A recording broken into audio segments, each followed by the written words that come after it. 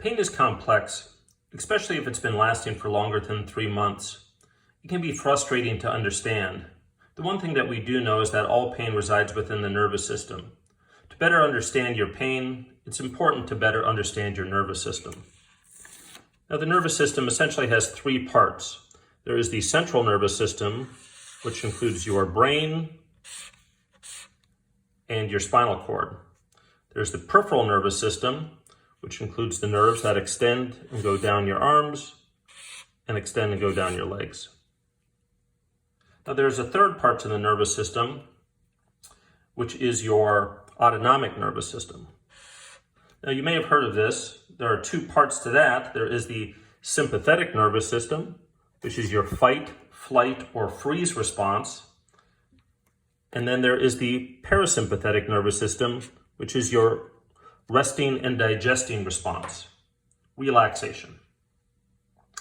Now, when we think about pain, there's really 2 types to consider. There is bottom-up pain, which we classically think of as stepping on a tack. Now, we're starting to understand that while the stimulus arises from the periphery, it's really at the brain acting as a threat detection center that really determines whether or not we experience pain. So while the stimulus may come from the bottom, ascend up through the nervous system, once it strikes the brain will determine if it perceives that stimulus as a threat, and thus you experience pain, or not a threat, and you do not necessarily experience pain.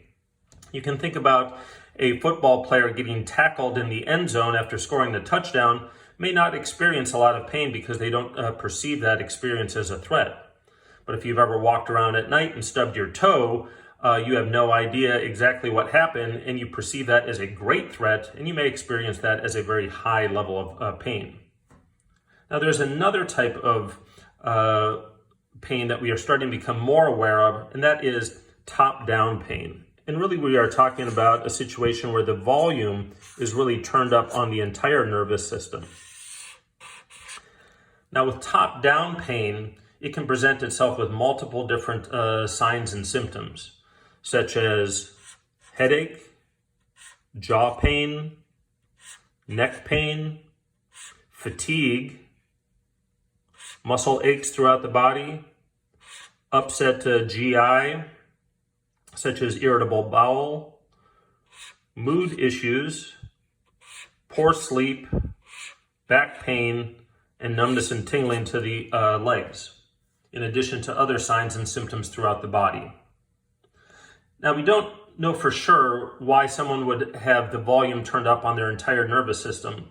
It's been theorized that some people are just born that way.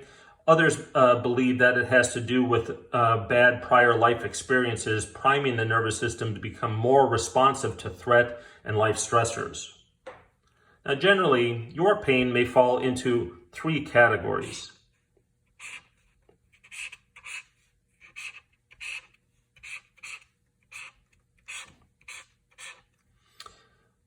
There may be pain that has more of a predominance of bottom-up pain. Now, this type of pain tends to have focal, localized type of symptoms and tends to respond well to focal, localized treatments, such as manipulations, injections, and even surgery.